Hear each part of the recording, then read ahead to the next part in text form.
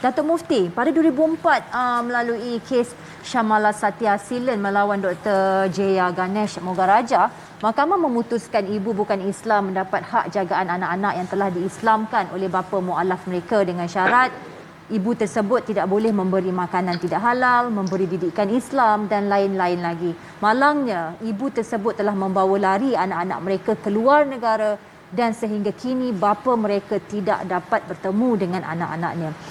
Kita tidak mahu bersangka buruk dalam situasi melibatkan tiga beradik ini, Datuk Mufti. Cuma, selaku Muslim sekaligus menenangkan situasi yang agak tegang, apakah anjuran Islam dalam mendepani situasi ini?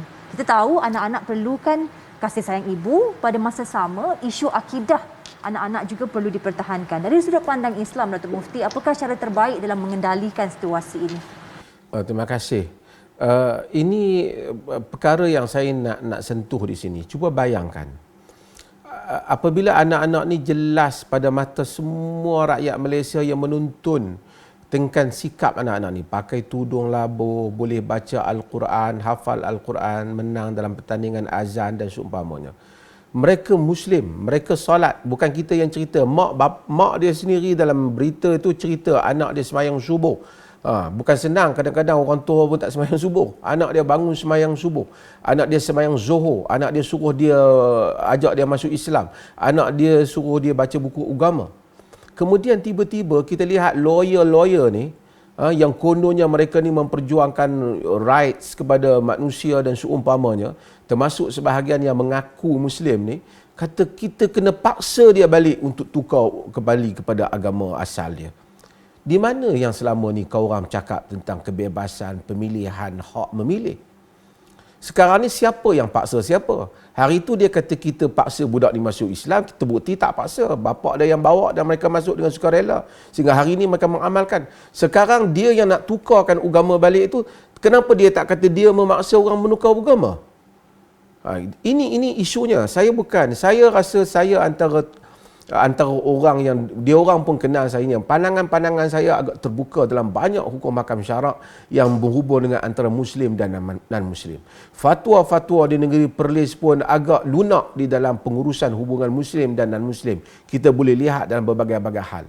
Pun begitu kita lihat bagaimana mereka tidak menghargai hubungan yang baik. Bahkan apabila anak-anak tu masuk Islam dengan cara baik, mereka kata dipaksa, dengan cara sukarela dipaksa. Mereka yang nak paksa mereka kembali kepada agama Hindu itu pula, mereka kata ini adalah hak mak dia pula untuk kembalikan dia kepada agama yang mana bukan pilihan anak-anak tersebut. Itu satu hal.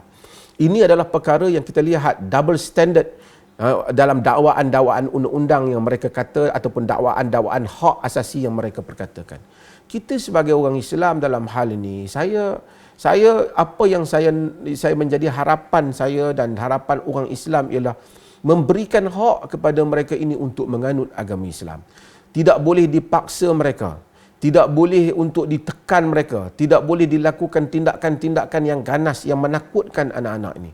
Mereka sudah 14 tahun.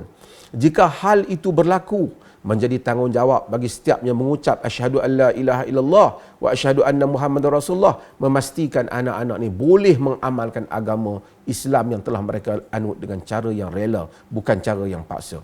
Kalau mereka memaksa dan melakukan tindakan yang luar daripada kemanusiaan ataupun luar daripada hak, bererti mereka telah melakukan pencerobohan yang wajib untuk kita bantah dan bangkit untuk membela hak anak-anak ini. Ini bukan perkara yang main-main, ini adalah perkara yang serius dan orang Islam melihat hal ini dengan cara yang serius. Kita telah hidup dalam negara yang harmoni dengan cara yang baik. Sebarang bentuk provokasi yang seperti ini hanya akan mengundang perkara yang tidak baik kepada negara yang kita cintai ini. Belajar untuk hidup dan hormat dalam negara kita. Kita telah lihat bagaimana kekejaman yang berlaku pada umat Islam di India, bagaimana kekejaman yang berlaku di China. Jangan kita bawa hal-hal yang seperti itu dalam negara yang damai ini, iaitu Malaysia, yang telah sekian lama telah meraihkan hak kaum minoriti untuk beragama. Jangan dicabar golongan majoriti setelah kita melakukan kebaikan demi kebaikan. Berikan hak untuk anak-anak ini menganut Islam. Kalau tiba-tiba anak-anak itu dengan sukarela menyebut hal yang lain, saya rasa saya pun dah tak ada pilihan untuk kata apa-apa pada anak-anak ini. Tetapi selagi mereka kata mereka inginkan Islam, Saya sebagai pihak berkuasa agama dan semua orang Islam sama ada berkuasa ataupun tak, wajib mempertahankan hak anak-anak ini.